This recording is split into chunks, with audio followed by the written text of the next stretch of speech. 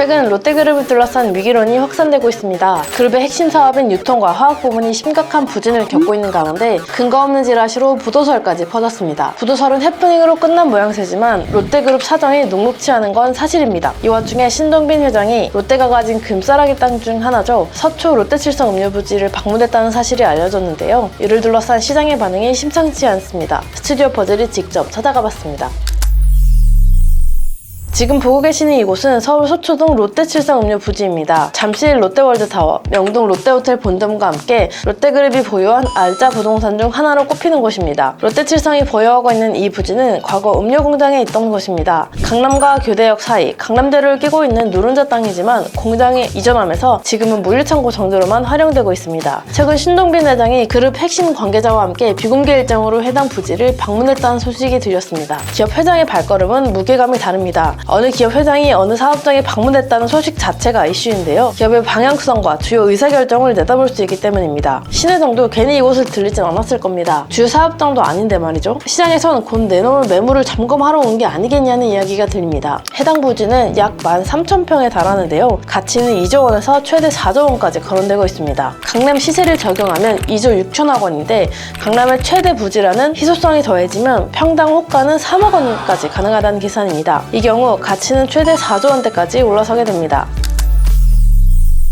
롯데그룹, 힘든 상황인 건 맞습니다. 롯데의 주요 사업은 화학과 유통인데 두 사업 모두 상황이 좋지 않습니다. 그룹의 주요 축이자 한때는 신동빈 회장의 최대 업적 중 하나로 꼽혔던 롯데케미칼은 수년간 내리막길을 걷고 있습니다. 이번 유동성 위기의 발단이라고 볼 수 있는데 케미칼 자체만으로는 손쓸 방법이 없습니다. 실적 개선도 자산 매각도 사실상 불가능에 가깝습니다. 롯데케미칼은 올 3분기에만 4,136억 원의 영업적자를 기록했고 주가도 63% 폭락했습니다. 롯데쇼핑으로 대표하는 유통사업은 백화점, 마트, 홈쇼핑, 컬처윅스, 이커머스 등 사업부를 거느리고 있습니다. 롯데쇼핑은 올해 3분기 이커머스 부문 누적 적자 5,540억 원에 부채비율 180%를 기록했습니다. 그룹의 주력 사업이 부진을 이어가면서 롯데는 부동산을 돌파구로 삼은 듯 보입니다. 롯데는 부동산 재벌이기도 한데요. 그룹의 자산 중 56%가량이 부동산입니다. 이번 달 금융사 및 기관 투자자들을 대상으로 기업 설명회를 연이어 열었는데 그룹의 부동산 가치가 56조 원에 달한다고 거듭 강조했습니다. 그룹 주요 사업이 유동성 위기에서 좀처럼 벗어나지 못하는 상황이지만 땅으로 극복 가능하다는 메시지로 읽힙니다. 하지만 실제로 부동산을 매각하긴 힘들 거란 반응이 지배적입니다. 당장의 위기를 모면하기 위해 자산의 가치를 강조하고 있지만 실제 유동화까지 가려면 넘어야 할 산이 많다는 분위기입니다. 롯데그룹이 내세우는 56조 원 규모의 부동산 자산은 시장을 향한 방패막의 역할에 그칠 가능성이 높다는 겁니다. 특히 부동산 시장 전반의 침체 속에서 대규모 거래가 쉽지 않은 상황이라 결국 보유자산,